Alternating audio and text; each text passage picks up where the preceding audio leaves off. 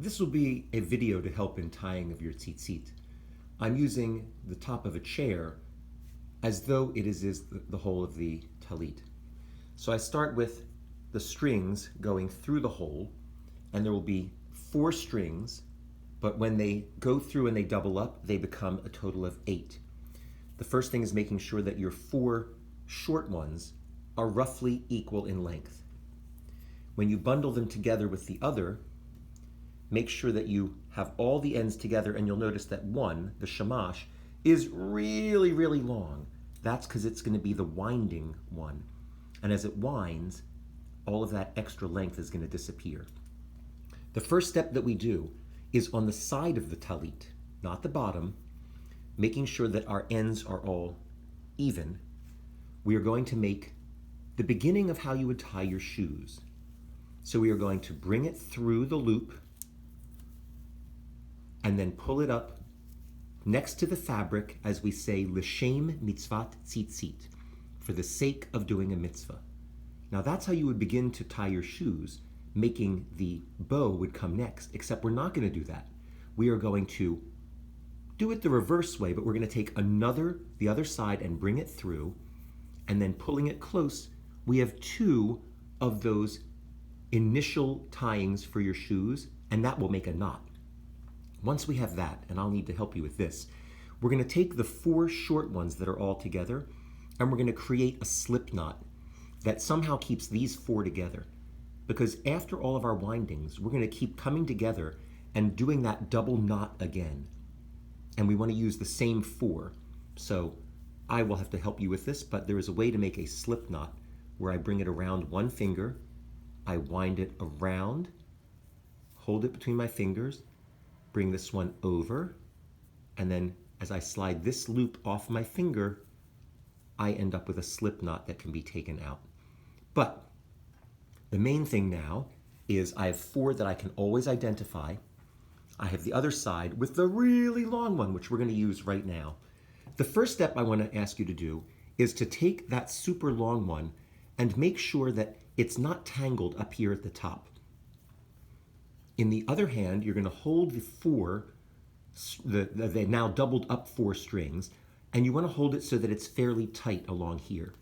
To do that, you're going to probably need to put something on top of your talit, a couple of heavy books so that they don't slide, because you don't want this to be loose. You want this to be held fairly tightly. And you begin with your windings. The first one is 7. So we're going to wind once, twice. Now, if you notice, you'll see how they're sliding around. That's a definite no-no. We can't do that. So instead, you're going to make sure that you're pushing this up. So with each winding, you're going to want to make sure that these little loops are all together. I like to use my index finger to push. So after I do my loop, I kind of use my finger to push it together. And then I put a finger underneath when I'm rotating around so that it keeps it nice and tight together. And then that same finger, and you can use your other hand, but you want these all bumping together. First of all, it just stays together better in the long run when you do that.